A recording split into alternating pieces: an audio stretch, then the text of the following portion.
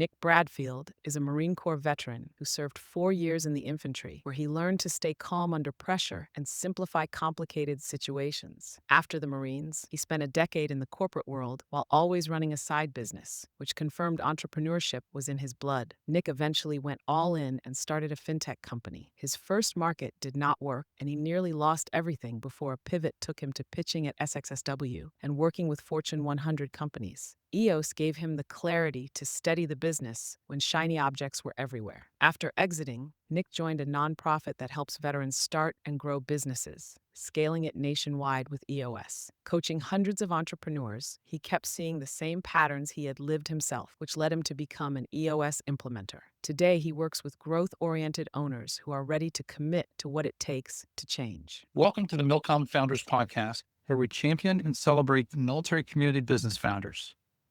In each episode, we will talk with a MILCOM business founder to learn how they work through various obstacles and opportunities in business and in life. I'm your host, Rob Loches. Let's meet today's guest.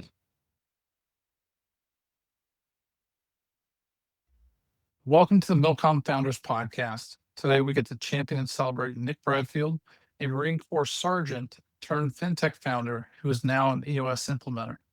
Nick, thanks for joining us today. Thanks for having me. Looking forward to chatting. Absolutely. So Nick, what's the one thing that's something most people don't know about you? What's one thing most people don't know about you? I think I might be the only person on the planet, to my knowledge, I'm the only person on the planet that got a speeding ticket in an LAV. So an LAV is a tank with wheels. And right when I got to the fleet, we were going on a road march to 29 Palms, and it's a huge vehicle. It's a 14-ton vehicle, but it can still travel on the highways. And I was pulled over by the California Highway Patrol. My vehicle commander was about to get out. And of course, I had just gotten to the fleet, and he said, punch it. And so I did, because what are you going to do? Your vehicle commander tells you to do something, and you're, an 18-year-old boot Marine. California Highway Patrol pulled me over. I can tell you that the book says the LAV goes 67 miles per hour. And I was allegedly clocked at 90 miles per hour. Wow. And did you have to pay the ticket? I did. I turned around and looked at my vehicle commander, and I was like, well, what do we do? And he's like, you were the one who was speeding. So not only did I have to pay the ticket, of course, that got back to my unit, and then I was a road guard for a long time, and it was I took my licks like a champ and got punished. And that's actually the only speeding ticket I've ever gotten in my life. Oh my gosh. Well, and maybe that explains why you don't like driving particularly much too, right? So That's funny. Unbelievable. So how did you come about deciding to join this little organization called the U.S. Marine Corps? I answer this question differently every time I'm asked. And the common theme I come back to is I was all signed up for college, and the only thing I can think is I sat at the wrong lunch table when I went to orientation. So I went to orientation. I'm from Iowa, so my plan was to wrestle. It was a small little school, and my plan was to try to wrestle for them. And at lunch at orientation, everybody was talking about how much wealth they came from. And I was like, well, this isn't really a good fit for me. We were about as middle class as it gets, not rich, not poor, but it was hard for me to go to college, and hard on my parents. And so I came home from orientation and said, I don't think this is the right timing for me. And at first, of course, my parents freaked out a little bit, and then they realized that was actually a pretty mature thing to say at the time, because it probably would have partied and, wasted the first year or so. Okay. And that was fine at first. And then all of my friends left for college, and I was in Davenport, Iowa, all by myself. And it was not quite as fun as it sounds. And I was working a bunch of random jobs, and I woke up one day and I said, I need a challenge. The Marine Corps is the biggest challenge I could think of at the moment. So I went in, I quit my job, stopped by the recruiter on the way home and said, hey, I want to join. I want to go in the infantry, and I want to leave in 2 weeks. And they said, oh, you should take the test, see what you qualify for, blah, blah, blah. And I was like, look, I want to join. I want to go in the infantry. I want to leave in 2 weeks, or I'm walking out the door. To which I replied, sign here. So I did. I signed up right there on the spot. came home and we always had dinner as a family. And, my mom said, "Oh, Nikki, how was your day?" My mom's the most sweetest, most endearing person on the planet. And so my response in hindsight was probably not the best. I said, "I had a pretty good day. I quit my job and joined the Marine Corps. I leave in 2 weeks. Can you pass the salt?" And Oh of my gosh. course, you know, she went from 0 to crazy in about half a second. As she should have. Yeah. Yeah. Eventually they came around to the idea. I was like, "Look, I- I'm not asking for permission here." I was 18 at the time. So I was like, "I just need your support at this point because I already did it." Uh-huh. But I knew if I took more time, people probably would have tried to talk me out of it. Sure. Absolutely. Wow. That's pretty cool though. That's a great, and you guys have at least fun talking about that now, I hope. Yeah. Yeah. Yeah. Uh-huh. Now, uh, you know, several years later, my mom has sort of warmed to the idea that it actually happened. Oh, that's funny. Wow. Wow. So you went in and you knew that you or decided to go infantry. You couldn't pick a harder route. Well, very few harder routes than that, right? And so when you're in the military and you became an E5 over the course of how long were you in? 6 years? 4 years. 4 years. Okay. Wow. So when you're in the military, what's a good example of leadership that sticks with you today that you remember, that you embrace, and that you appreciate having that experience with? Yeah, it's very early on. I had a lot of great people around me that looked out for me, and I think that camaraderie is one of them. One of the lessons early on was just looking out for others. But more importantly, I'll never forget. Early on, I was frustrated a lot. It was a very different world than I was used to, and I was frustrated a lot, fighting a lot, which I'm really small, which is a really dumb thing to do when you're small. And I remember somebody pulled me aside and said, "Hey, relax. Nobody's shooting at you. It's not that big of a deal right now." And that just kind of always stuck with me. And so Uh, a lot of times people think I'm, being smart with them when they say, "How's your day?" And I'm like, "I'm always good." And they're like, "Really? Always good?" And I say, "Yeah. I mean, I woke up today and nobody's shooting at me. So the day can only be so stressful." So uh-huh. that nobody's shooting at me thing just kind of stuck with me forever. Yeah. So have you always had a pretty well, ever since then had a pretty chill approach to life, a pretty relaxed approach to life? Absolutely. I mean, Wow. I have peaks where I get overly frustrated about things or stressed about things, but I'm able to bring myself back to reality pretty quickly. I mean, as long as those two questions are answered, did I wake up today and is anybody shooting at me? Really, the day can only be so stressful. Everything after that is just kind of an issue that you work through and figure out how to move forward. Yeah. Well, Nick, I was fortunate to meet you probably 5 years ago at what was that conference I met you at? Like Money, Mill Money, no Mill money. Money. That's right. Yeah, it was a great event. Great event. Yeah. And fortunate to see you present about being an EOS implementer. And as you know, we've implemented, I'll say partially. I think it's a continuum as we learn and grow into the EOS world. But before all that, how did you? I think you have a very interesting story. In fact, it probably began when you became a Marine. Yeah, you're like, hey, not right for me. This is the way I'm going to go. But how did you ever come to be an EOS implementer? There was this pretty cool steps in between then and now. How did that? Tell me about your journey. When I got out of the Marine Corps, I spent about a decade in the corporate world. Had a variety of entrepreneurial adventures in there. I always had some sort of side hustle going on, variety of successes and failures. Eventually, I was self-aware enough to realize that I was a terrible employee. Because of my time in the military, I was very critical of leaders, and I Uh huh. expected leaders to lead. And in the real world, it's not always like that. And so I remember I had the VP of sales at this company that I was at told me I cared too much about customers. And I was like, "Really? Clearly I'm not the right fit for this." And so I Uh quit my huh. job and I came home. As I say that, there's a common theme in my life of just kind of doing things spur of the moment. But so I quit my job and came home, and my wife was like, "Well, what are you going to do?" And I said, I don't really know, but I guess I've got to start something because I'm a terrible employee." And my wife's a saint, not just for dealing with me, but Uh-huh. her unwavering belief in that I would just always figure it out. is I'm pretty fortunate for that. So I started a fintech company, and the goal initially was to help the do-it-yourself investor. And things were going okay for a little bit, and then I started to hit the ceiling. I was frustrated with people, with lack of profits, with time. I was pretty much a jerk to everyone in my life at the time, and it was really hard. And that was something that the military didn't prepare me for, was the loneliness of being an entrepreneur. And dealing with payroll and all that stuff. It was hard to process all that. So someone gave me a copy of Traction. Being a Marine, it sat on my nightstand for a year. Eventually I read it.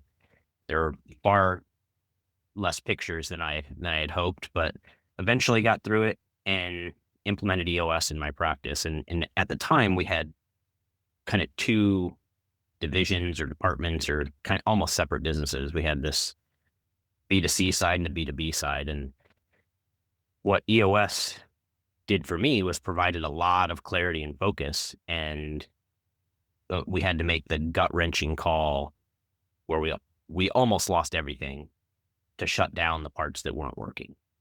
And in doing that, I mean, when I say we almost lost everything, it was painful. It was the lessons from the failure of that I learned were far greater than anything I could imagine ever being taught.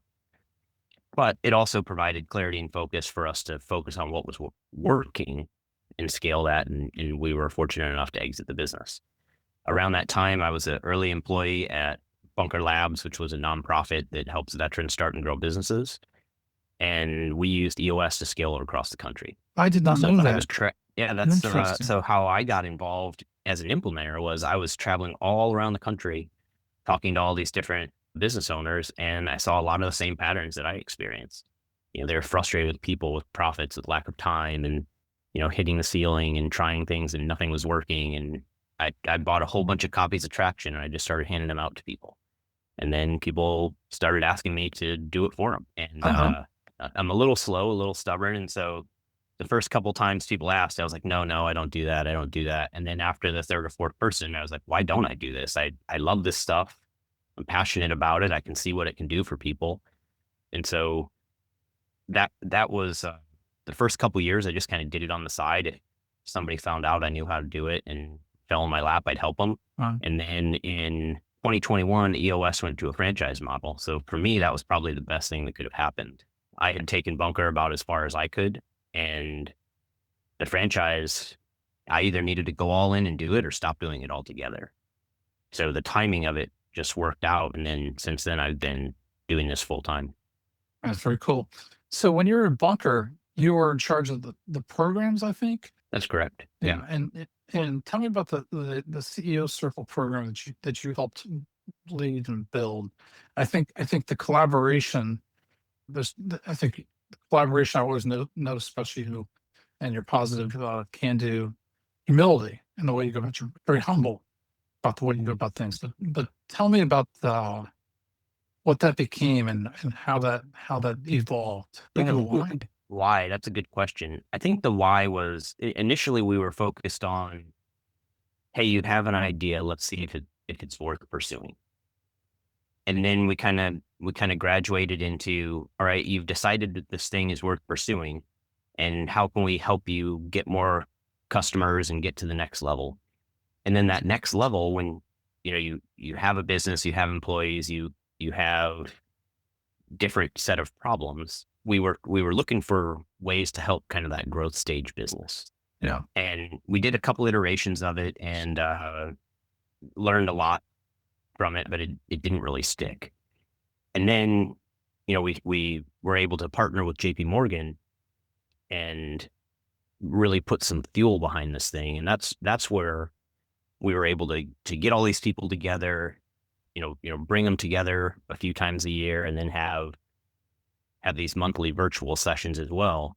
And what we found was kind of what I believe is one of the most impactful things they ever did, and are continuing to do with IVMF and Syracuse, right, is having this group where you don't have to build a business on your own.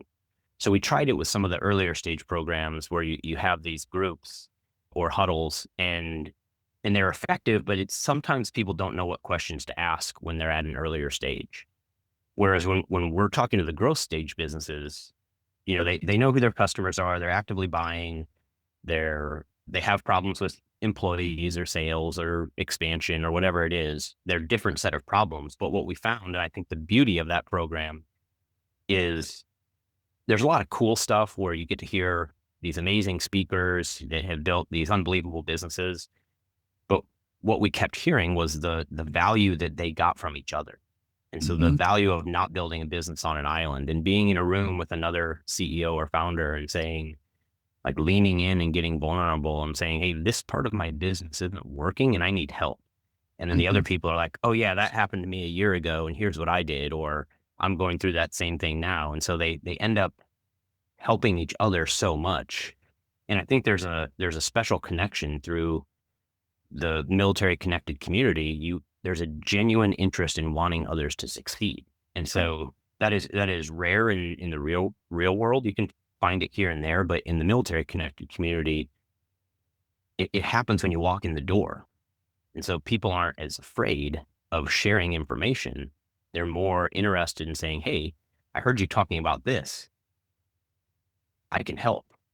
Yep. So I think it's a really powerful program in getting these people together as a peer group and letting them solve issues as peers. Now, the challenge is, and what we used to tell people, and I believe they still do, because I still volunteer there when I can, is getting people to realize that the sooner you become vulnerable, better it's going to be for you and for everyone else. Now, the challenge with that is, if our backgrounds in the military make us the best teammates on the planet, hands down. We're also the worst at asking for help on the planet. And like it usually takes a couple months. And every time I talk to someone, I'm like, lean in as soon as you can. Like, come with a real issue. Just, drop your pants, and get vulnerable right away. And just, open the kimono and say, hey, here's where the problems are in my business. It is not perfect, but it's obviously going well because you're a growth stage business, but it's far from perfect. And these other people can help with your frustrations. So, I think that's really powerful when people do lean in and become vulnerable. Yeah, the time to trust with the military community is just so much faster. Like you said, it's when you walk in the door. It's here's my trust. Keep it well, and be a good steward of it. But here it is. Whereas you walk into another group, it's like, okay, maybe someday I will trust you, and it's such a gift that we share in this community. It's pretty cool. That's sure. So it's interesting. So you started working with EOS even in 2015, something like that, probably. Sounds about right. And then you helped deploy it through Bunker Labs and build CEO Circle. And then 2020, 21, you became a franchisee of EOS. So what's the best part about being an EOS implementer? That's a fantastic question. Yeah, I think it's knowing the answers to the test. So a lot of times people phrase that question to me in a way of like, oh, what's the biggest success you've seen come out of EOS? And I think what they're asking is, who had the biggest exit or something like that. To me, what I get really fired up about is a founder will come to me and they're in pain. And they're like, look, I haven't taken a day off in 6 months. I haven't taken a vacation in 3 years where I didn't work. I can't remember the last time I took a vacation where I didn't work. And then when we get into implementing EOS, they start delegating things. They start putting their focus in the right place. And the biggest win to me, the funnest part about it, is when a founder's like, hey, I just blocked off May and we're traveling around all of Europe with my family and I'm not going to work. I'm like, that's amazing. I love that. But it obviously takes a lot of steps and putting pieces in place to get there. But when someone comes to me afterwards and they're like, yeah, I just went to Iceland for a week and I didn't turn my phone on. Yeah. Those are the things where I get fired up because I know building a business is hard, but what we don't want to do is just work and work and work and work and work and then die. We want to be able Exactly. to do what we love, which might be some of work. And, the EOS life is really what I get passionate about. And that's the do what you love with people you love, make a huge impact, be well compensated with time for other passions. And, early on in my entrepreneurial journey, there's this guy named Randy Nelson. He's here in Raleigh, but he's built and sold a couple companies. And he told me early on, he was one of the very few people. Usually everybody was like, how much money you raising? What's your exit plan? You know, forget your family for the next 5 years because you just like grind and grind and grind.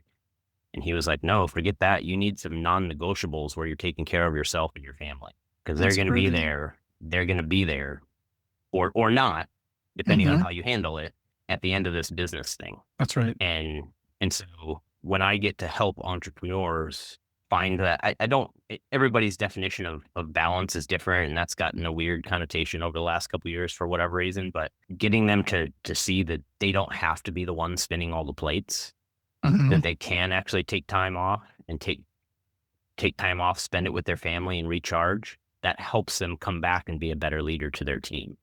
It's not a detriment. And so that's the stuff I get really fired up about. Yeah. It's interesting because I used to be a no process, no framework kind of guy. Well, I don't need that. I'm too smart. I don't need anything. No, no, no, no, no, no. I had completely wrong.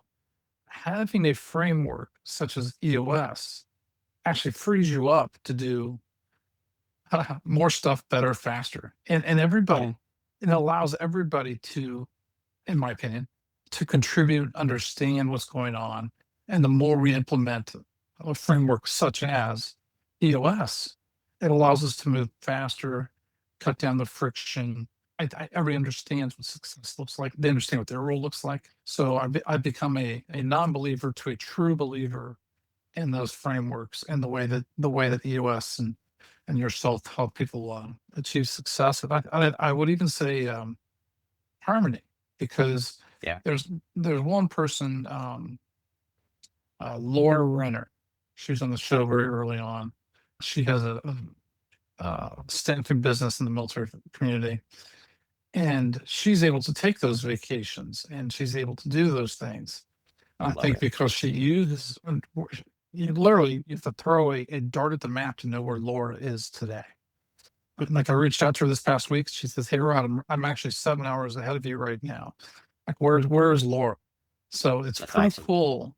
And being able to use those frameworks it helps so many different ways. And it cuts down on if you have another founder or key team members, if everybody understands what that looks like, I think we're able to move, again, more in harmony or understanding. This is the way we measure success. This is the way we make decisions, IDS. And it just cuts down on like, well, I think this is important. Well, I think that's important. Or, hey, let's make a decision like this today, but tomorrow we'll make one that way. It just brings a lot of clarity. So I'm a big believer in EOS and what you're doing, Nick. That's for sure. So as you're out there being an implementer and helping people make this stuff a reality, what is a couple of the success stories that you've used your military leadership to help you understand how to help these people succeed? What are one or two of those stories, either with names or without names? I think it's important for people to hear that. So I think the biggest value I can add in a session room is pulling out of people's heads what's not actually being said. So oftentimes, people, it's uncomfortable to deal with issues, but I feel like my role is to kind of make them deal with them. Let's actually talk about the elephant in the room. And, it can lead to, when we do that, as long as we're fighting fair, we're attacking the issue and not the people. And amazing things can come from that. When you build that level of trust within the session room, there's nothing they can't get through. As long as they're committed to the process, committed to each other, there's nothing they can't get through. As far as success stories, where we've put those things in place, work with a law firm where they set an EBITDA goal of like 1.3 million. And they came back after a year through it was 4 partners taking over for one partner who was retiring, and they set an EBITDA goal of 1.5 million and or 1.3, something like that. And they came back at 3.6. And so during our annual, during our annual, I was like, what? Wait a minute, hold on. What happened here? How can we replicate this? Mm-hmm. They're like, well, what happened was EOS. And I was like, well, thank you. But me standing up front with a marker and a whiteboard is not actually what happened. What happened is you actually leaned in and did the work. And so, but what they said, the reason was they had talked about things for years, and having someone in the room actually holding them accountable to do what they said they were going to do is what they felt the difference was. So that's one example. Another example, the vacation thing that I've told you about, I have numerous stories of those. I have one where a wealth management company, when we first started, the guy, I'm standing there in the session, and it's just me and the owner. I'm like, hey, where are the other people? And it was like 10 after, and I'm like, hey, we're starting on time, we're ending on time, like, let's go.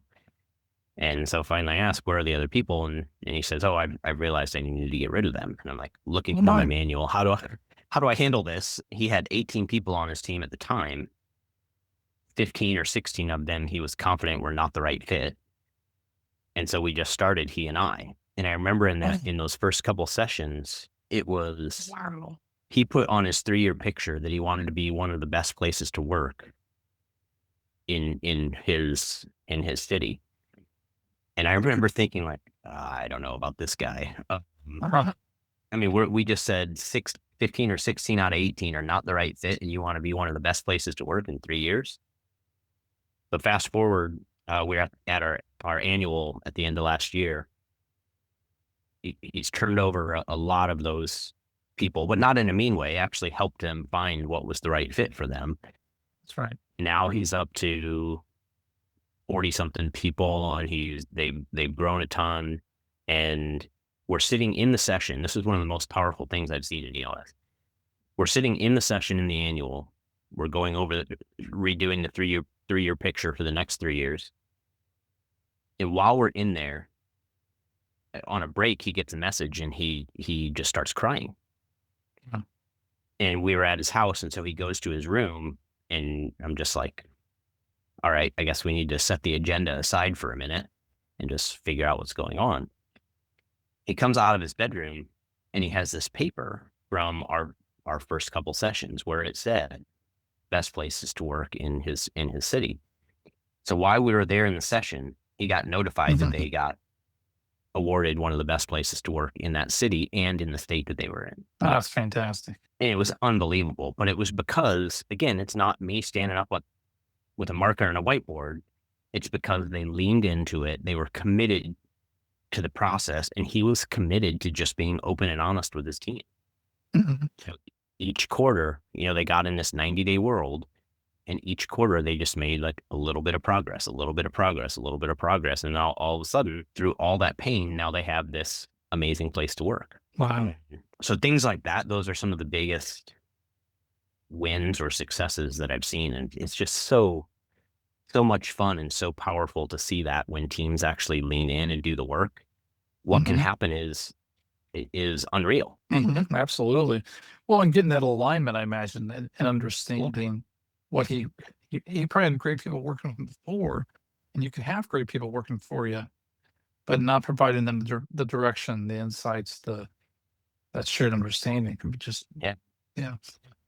So On the flip side, on the flip side to that, I've also seen people think that they want EOS to be magic, and it's not a magic pill. It's hard. You have to do the work, and after early on, you're going to get some quick wins just by measuring things. But after about a year, it's going to get hard. There's going to be people issues that bubble up. And, if you're, like I said, if you commit to the process, commit to each other, there's nothing you can't get through. But if not, if you're not willing to do that, it can wreak havoc on your business and just cause chaos. And so it's a little bit of self-reflection, self-awareness before you get into it. Like, hey, a year from now, am I prepared to have tough conversations? Yeah.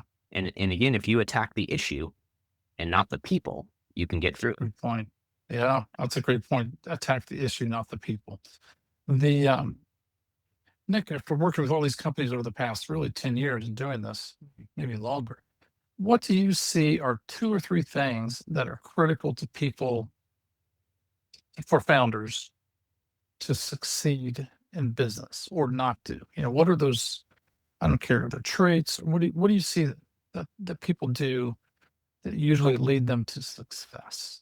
That's kind of a weird, wide question, but I think Yeah. So I have two kind of avenues on that. So the first one is a friend of mine wrote a book several years ago called Optimize for Growth. My brain thinks in books. So it's called Optimize for Growth. And in it, he talks about having a coach, a peer group, and an operating system. So I've found that to be almost 100% true. So the most successful people I've been around, the most successful founders and entrepreneurs I've been around, have a coach. Sometimes that's paid, sometimes it's a mentor. I don't know that matters. It's whatever the right fit coach for them is. A peer group, something like a CEO circle, where you can go be around other business owners and get vulnerable and share stories and help you grow. And then an operating system. I'm obviously partial to EOS, but there are 100 of them out there. You just got to pick one and commit to it. That operating system provides a common language for the business. So that's one avenue. Is every successful entrepreneur I know has a coach, peer group, and an operating system.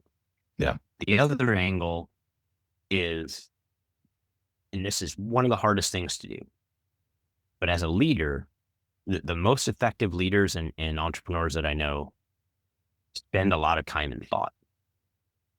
And they're aware that they need to pull themselves out of the weeds, especially, in the EOS world, we call them visionaries.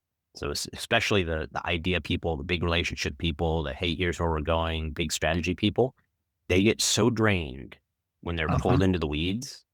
With military background, we want to help. So we're willing to cannonball in and help, but it oftentimes is not actually all that helpful. We end up causing some chaos. And so the people who are most effective prioritize spending time and thought. And it's something that we call it a clarity break in EOS, but it's sitting down, pen and paper, no distractions, no notifications, and just thinking about something, thinking about an issue or a scorecard or rock or vision or something. It doesn't really matter. And if you don't know what to think about, just start writing and see where it takes you. And how I kind of explain that to people is, if you have a machete and you're chopping your way through the forest, you'll probably get where you're going eventually, but you're going to zigzag all over the place. Now, on the flip side, if every once in a while you climb a tree and reorient yourself, so that's where you're stopping for a second to spend time in thought, you're going to get there a lot faster. So our job as leaders, the most important thing we can do is spend time in thought. It actually allows us to go significantly faster, but it's the thing that people move on their calendar the most. And so it's similar to having kids, in my opinion. When you're single, 100% of your life's about yourself. When you're married, call it 70% is about the unit, 30% is about yourself. When you have kids, 90% is about the kids, maybe 9% is about the unit. And then there's this 1% sliver that's about you, but it's probably the most important. If you don't take care of yourself, put your mask on first, you're not going to show up as the best husband, as the best father, as all of that stuff. It's the same thing in business. If we don't spend time in thought, we're not showing up as the best leader. We're not showing up as the best manager. We're not showing up as the best version of ourselves for our people, and they deserve that. Yeah, that's true. That's true. Good insights. What about coaching? We're finding more and more every day that the founders we work with, that there are coachable people and non-coachable. How do you see that? Is that important? Am I making too much of a big deal about it? What are your thoughts on that? I wish everyone was coachable. I mean, I'm a big fan of what you all do with the Ready Founder. I think that is huge. And it's a shame that somebody would not be coachable, because they're going to move a lot faster and go a lot farther if they are. Yeah. I mean, look at Michael Jordan had a coach. Kobe Bryant had a coach. LeBron James has a coach. Like every great athlete and entrepreneur you can think of, if someone's at the absolute top of their game, they have a coach. Yeah, it's interesting. So, like not being coachable, Mm-hmm. Mm-hmm. I mean, you can't want it more than them. Mm-hmm. I mean, I could see how it could be frustrating where you're like, I know I can help you. I know I can, Mm-hmm. but I can't want it more than you. And same with you, like the Ready Founder stuff is so impactful. Mm-hmm. But if someone's not willing to do the work, if they're not coachable, I mean, good luck. That's right. I hope it works out for you, but there's not anything else I can do. Yeah. You have to want it, and you have to want to get better. Yeah. Nick, our time is starting to run short, and always enjoy our time together. But what are some things I should have asked you about and I haven't already? I feel like I should have an answer for that. And I don't. I mean, I have had a great conversation. I think the thing to know about is, maybe some failures, maybe some pains. I think I've learned, I've probably failed at everything twice. Hey, a little slow. It takes me a little bit to realize what's actually happening, but I think that's where the gold is. That's where the lessons are. And I think especially as a military community, that's probably where we need to lean in more. Like, Yeah. tell me about the scars in business. Tell me about the pains, because I know it's not perfect. Because I'm an entrepreneur too, and I know if you're saying everything's perfect, you're lying to me.